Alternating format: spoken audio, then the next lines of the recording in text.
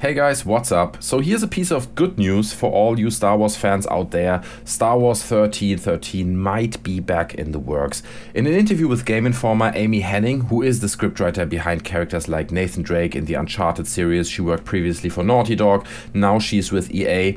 So in this interview she was asked whether she's working on an open world game that contains Han Solo and Boba Fett, and she refuted that. Now, despite her denying this, Gameinformer says that there are a few other things that she said in this interview which make them believe that Henning is working on a game that is based on Star Wars 1313.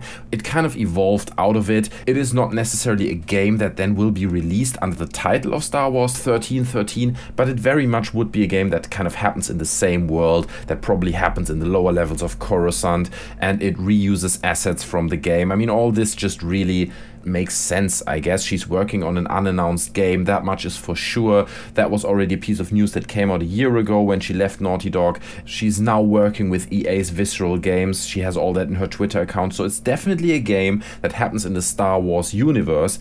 And all she said when she denied that question asked in the Gameinformer interview is that she's not working on an open world game. It doesn't contain Han Solo or Boba Fett, but she's definitely, like I said, working on an unannounced Star Wars game. So at that point, I have to say I personally don't care so much about Boba Fett anymore. As much as I like the character, I don't think he's essential to really bring a headhunter story in the Star Wars universe to life.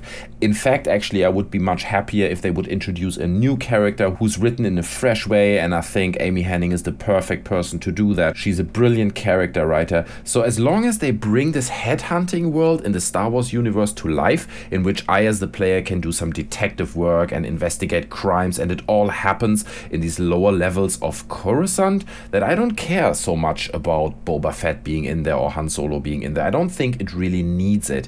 One thing that I want to point out to you guys is some concept art that was created by Jan Urschel in 2013. I really would love to put these images in my video right now, but I'm a little bit concerned about copyright infringement. If you go to the website, I'll put the link down in the description, then you can go there, scroll down on Jan Urschel's portfolio and basically see some of the concept art that he created, because these images look absolutely amazing. They are dark, it's a lot of neon light there, it's very much like Blade Runner. It nearly seems like a ghetto that has no daylight anymore, and I just love these dystopian science fiction worlds, which are, by the way, all based, and that's kind of a fun fact that I didn't plan to put in this video, but it is really interesting.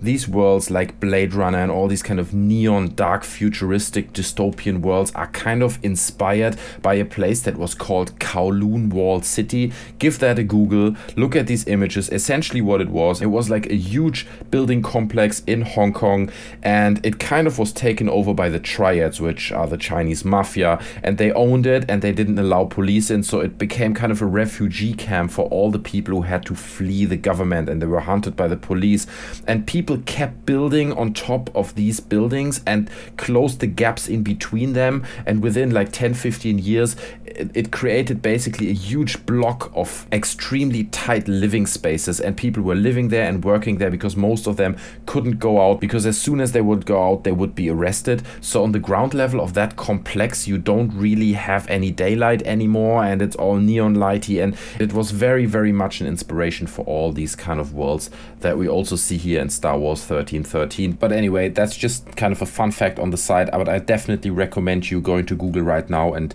search for Kowloon Wall City. If you love these kind of science fiction worlds, you're going to be blown away by that stuff. It's really, really amazing. But let's stay on topic here. Speaking about Star Wars 1313, this whole thing could also really be a marketing stunt. I don't think that EA or Lucasfilms had this planned all along, that at some point this game would come back, but now you can really use it to your benefit, if that makes sense.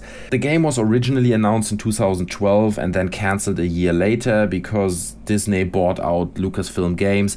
But if you now come back and you say, well, actually the game is back and it looks even better and it comes out on all the new platforms, people are just gonna love it. EA is gonna have all the sympathy of all the hardcore fans on their side, and that will obviously drive sales, and ultimately that's all that EA cares about.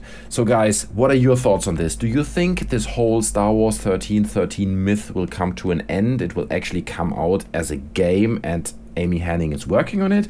Or do you think it's just a rumor and she's working on something completely different? Or maybe you have other thoughts on this. Share all that down in the comment section below, guys. I hope you enjoyed the video. If you did, please leave me a like. You can subscribe to my channel for more. Otherwise, stay tuned and I'll see you next time. I'm out. Bye.